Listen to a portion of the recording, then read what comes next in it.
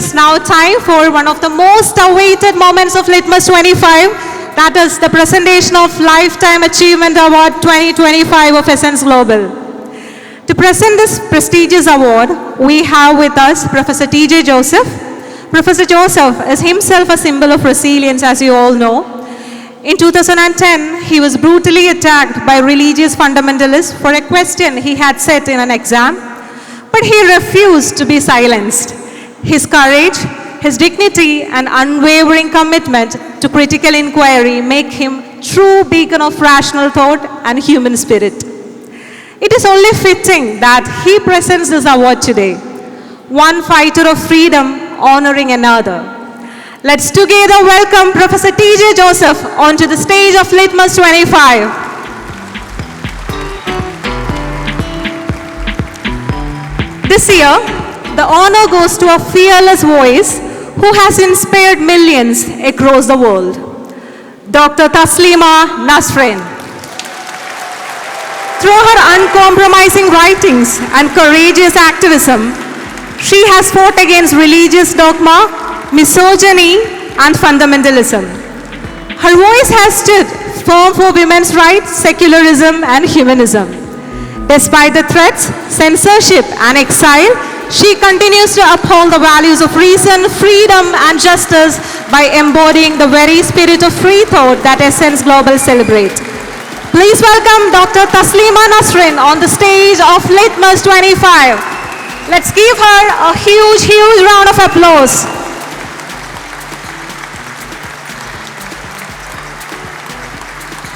May I now invite Professor T.J. Joseph to present the Lifetime Achievement Award 2025 of Essence Global to Dr. Taslima Nasrin.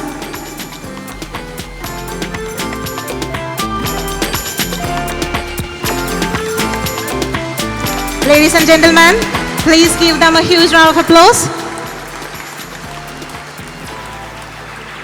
Yes, we can pass on the next awards.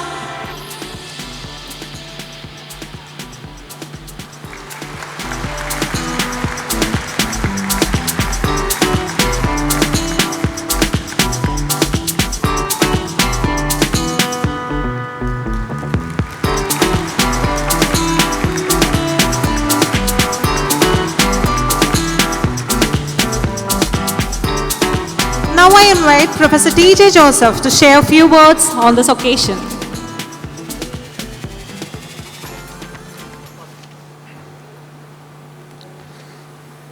സ്വതന്ത്ര ചിന്താ ലോകത്തിലെ ഒരു നക്ഷത്രം തന്നെയാണ് ശ്രീമതി തസ്ലീമ.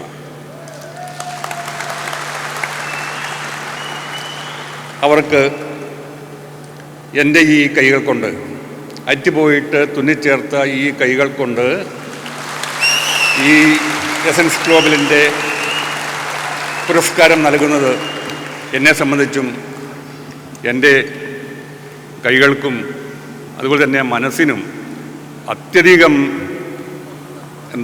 ആഹ്ലാദകരമായിട്ടുള്ള ഒരു സംഗതിയാണ്. ജീവിതത്തിൻ്റെ ഒരു പകുതിക്കാലം കഴിഞ്ഞതിന് ശേഷമാണ് എനിക്ക് ഈ പറയുന്ന മതനിന്ദയുടെ പേരിലൊക്കെ ഭയപ്പെടേണ്ടി വന്നത്. പക്ഷേ ജീവിതകാലം തുടങ്ങുന്ന സമയത്ത് തന്നെ, യുവതിയായിരിക്കുമ്പോൾ തന്നെ മതനിന്ദയുടെ പേരിൽ വേട്ടയാടപ്പെട്ട് ഇപ്പോഴും ഭയത്തിൻ്റെയും വിഹുലതയുടെയും കരിനിഴലിൽ കഴിയുന്ന അവർക്ക് എല്ലാവിധ നന്മകളും ഉണ്ടാവട്ടെ എന്ന് ആശംസിച്ചുകൊണ്ട് ഈ അവാർഡ് നേടിയ അവരെ അഭിനന്ദിച്ചുകൊണ്ട് വീണ്ടും ലോകത്തിൻ്റെ വെളിച്ചമായിട്ട് തുടരാൻ ഇടവരട്ടെ എന്ന് ആശംസിച്ചുകൊണ്ട് നന്ദി.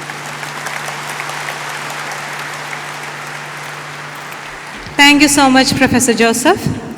Now we invite Dr. Taslima Nasrin to address the gathering and share her words with us. Welcome, ma'am.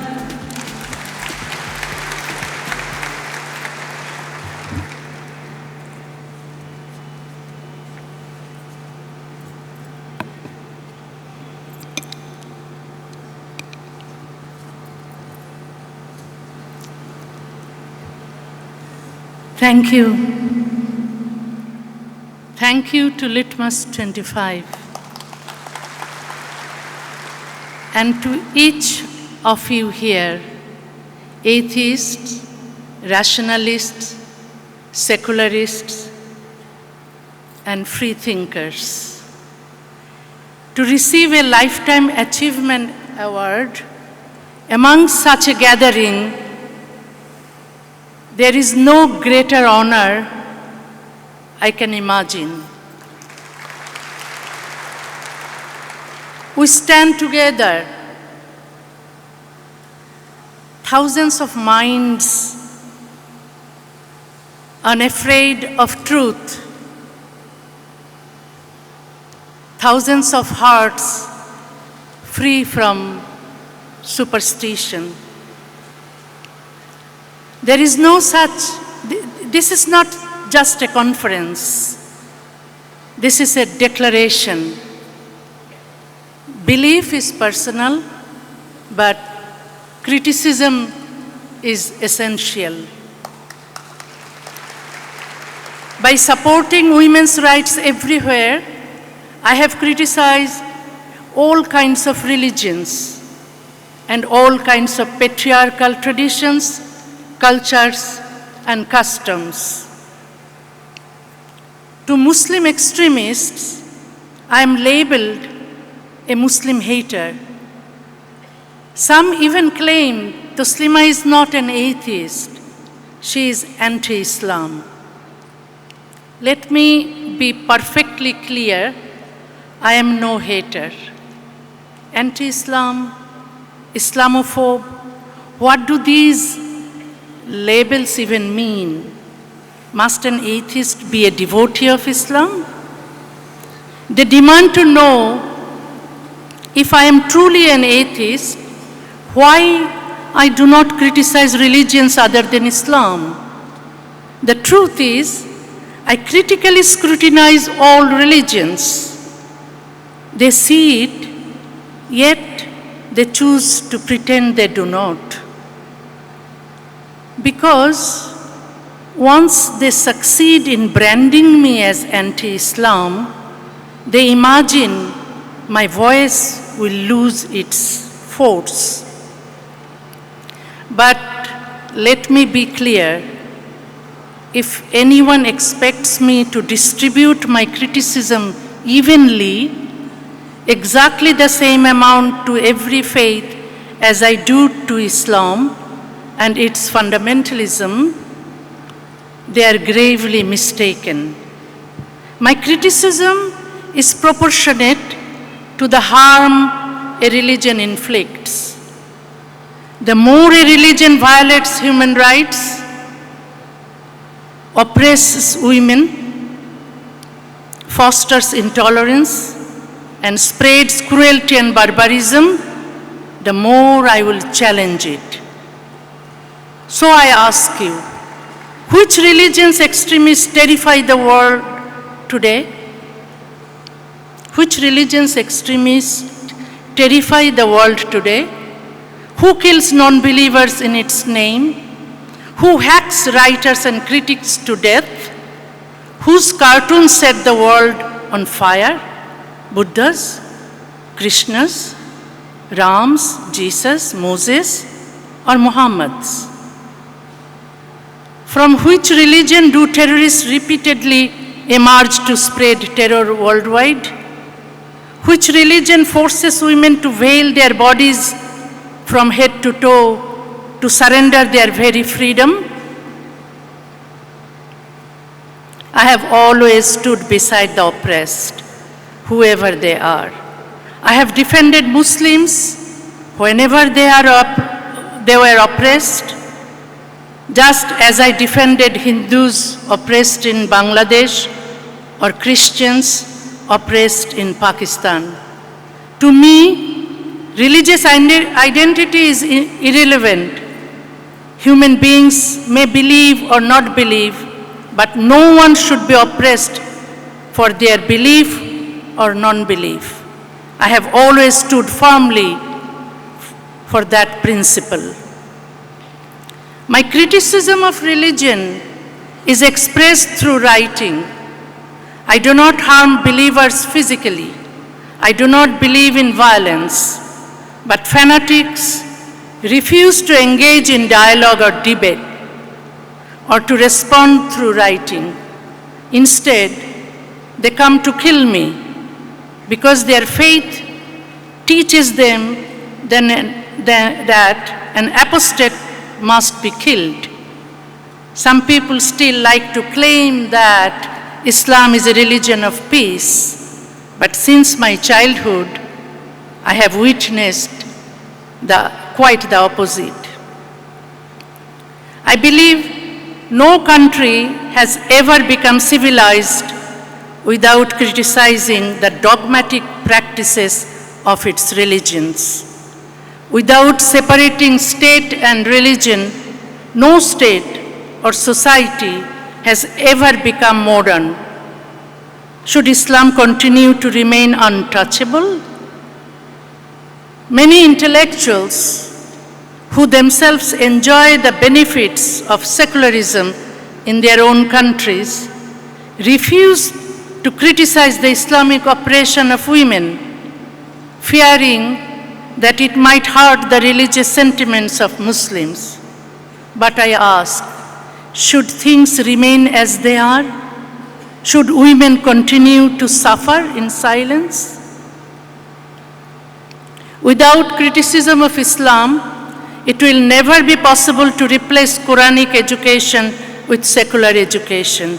Never be possible to end Islam-based politics. And if that doesn't happen, Islamic states will remain in darkness forever. Women will never enjoy the right to live as full human beings. As a child, I was forced to read verses from the Quran, but I could not understand the meaning of the words I recited. Like other children, I was merely parroting sounds.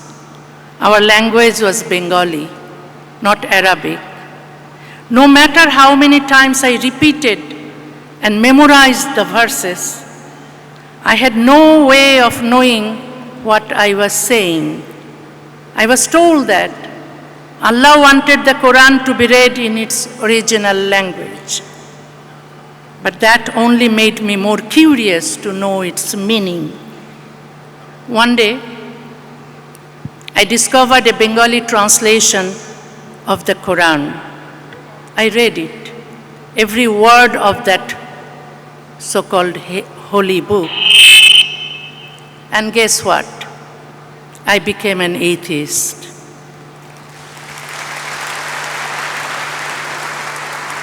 I did not need to read any book on atheism, secularism, or humanism to become an atheist. I still believe that for Muslims, the Quran itself is the best book to inspire atheism. As I grew up, I realized that, like other religions, Islam is not compatible with human rights, women's rights, freedom of expression, or democracy. In a true democracy, separation of religion and state is absolutely essential. There can be no women's rights under religious law. There can be no human rights in a society governed by religious rules. Freedom of speech and expression must include the right to differ, to offend, as well as to praise, a truth that most people in many countries neither know nor accept. Without the right to offend, freedom of expression cannot exist. And without freedom of expression, democracy will not work. Islam does not regard women as independent human beings. Man is seen as the original creation and woman as a secondary being created for the pleasure of man. Islam treats a woman as a slave or a childbearing machine or a sexual object, nothing more. Her role is to stay at home and obey her husband. Women are considered weak and therefore their bodies, minds, desires, and freedoms must be controlled by men. Islam views women as intellectual, moral, and physical inferiors. In marriage, it protects the rights of men and men only. Once a marriage is consummated, women have virtually no rights within it. The Quran itself declares, "Your women are your fields, go unto them as you will." Islam considers women psychologically inferior. A woman's testimony is not allowed in cases of marriage and divorce. If any woman is raped, she must produce 4 male witnesses before the court. If she cannot, there is no charge against the rapist. In Islamic law, the testimony of 2 women equals that of 1 man. In a case where a man suspects his wife of adultery or denies the legitimacy of his offspring, his single testimony equals that of 4 witnesses. A woman does not have the right to charge her husband in a similar manner.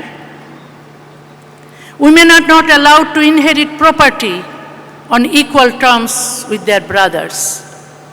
In the case of inheritance, Allah says that a male shall inherit twice as much as a female. And after all the rights and freedoms, after obtaining all the sexual pleasures and the pleasure of being the master, Allah will reward men with wine, food, and 72 virgins in paradise, including the wives they had on earth. And what is the reward for the pious woman? Nothing. Nothing but the same old husband, the same man who caused her suffering while they were on earth. It was easy for me to become an atheist. I was a student of science, so it was hard to accept that the sun moves around the earth, that the moon has its own light, or that the purpose of mountains is to support the earth so it will not fall down somewhere. I came to suspect and later to be sure that the Quran was not written by someone who had any knowledge of science. Not only did I read the Quran, I also read the Hadith, the words of Muhammad. I found many events in the Prophet Muhammad's life in which, whenever he faced a problem, Allah conveniently solved it for him. For example, when he was sexually aroused after seeing his daughter-in-law, Allah sent him a message saying that he could marry her because his son was adopted and therefore not his real son, so the marriage was justified. Further, he created a new rule. Muslims would no longer be allowed to adopt children. Muhammad married 11 times, one of his brides being 6-year-old Aisha. He said, Allah told him that he was allowed to enjoy his wives, his female slaves, and all the captive women he possessed. Even though widow marriage was legal at the time, he made it illegal for men to marry any of his wives after his death. It became clear to me that Muhammad had written the Quran for his own interest, for his own comfort, and for his own pleasure. When I studied other religions, I found that they too oppressed women. I'm sure you have often heard that Islam does not support the killing of innocent people, that Allah of the Holy Quran never advocates killing, and that such acts are the work of a few misguided individuals at the fringes of society. We are told that Islam means peace, that Islam means tolerance. But is this true? Does Islam really preach peace, tolerance, and nonviolence? Those Muslims who perpetrate crimes in the name of Allah think otherwise. They believe what they do is jihad or holy war. They believe that killing non-believers is mandatory for every Muslim. Those who blow up their own bodies to kill people of different faiths do so because they believe they will be rewarded in paradise. They hope to be blessed by Allah, to eat celestial food, drink pure wine, and enjoy the company of virgins. When the Prophet was in Mecca, I think, and still not powerful, he called for tolerance, saying, "To you be your religion and to me mine." The famous quote is often misused to prove that the general principle of the Quran is one of tolerance. He advised his followers to speak kindly to their enemies, exhorted them to be patient, and said, "There is no compulsion in religion." But all that changed drastically when he came to power. Then killing and slaying non-believers was justified in countless verses with harshness and without mercy. The verses quoted to prove Islam's tolerance ignore the many others that bear no trace of tolerance or forgiveness. The Prophet himself set an example of violence by invading Jewish settlements, breaking treaties he had signed with them, and banishing some after confiscating their belongings, massacring others, and taking their wives and children as slaves. To his soldiers, he distributed the women captured in his raids, keeping the prettiest for himself. These are not stories but records from authentic Islamic history and the Hadith. One can argue that such behavior was not unknown or unusual among conquerors and leaders of the medieval world. But it is certainly not befitting of a peaceful saint or of someone who claimed to be the mercy for all creation. I have been fighting every day against injustice and inequality, against religious terrorism and superstition, against bigotry and obscurantism. I have been fighting for human rights, women's rights, freedom of expression, and humanism. I do not fear to tell the truth. And I call upon you, atheists, rationalists, secularists, and freethinkers, stand firm, speak, write, protest, educate, mentor, defend the silenced. Do not whisper when voices must roar. Do not compromise when truth must be spoken. Do not bow when reason demands defiance. Together, we will tear down walls of religious extremism. Together, we will bring light to the darkness. This is our duty. This is our honor. This is our fight. Let us be fearless. Let us be relentless. Let us be unshakable. We are the bearers of reason. We are the defenders of free speech and human rights. We are the voices of the oppressed. Let's secularize people and society to cultivate a scientific temper and to liberate the world from religious bigotry and superstition. And in the end, truth will outlast tyranny, justice will triumph over oppression, and reason will conquer fear. I have been living in exile for 31 years. I was thrown out of my country 31 years ago. My crime was, I said, religious scriptures are out of time and out of place. You know, I have no home. I'm a Bengali writer, but I have no place in Bengal. Bangladesh expelled me. Even West Bengal threw me out of the country for no fault of mine. But I have a home. My home is the heart of every rationalist, the heart of every free thinker, the heart of every secularist, the heart of every humanist.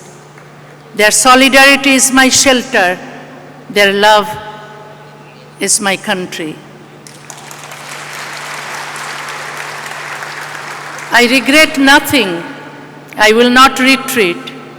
Until my last breath, I will fight against fundamentalism, against extremism, against intolerance. I will fight for freedom, for equality, for human dignity. I, for one, will not be silenced. I will not be silenced, come what may. Thank you. Thank you very much.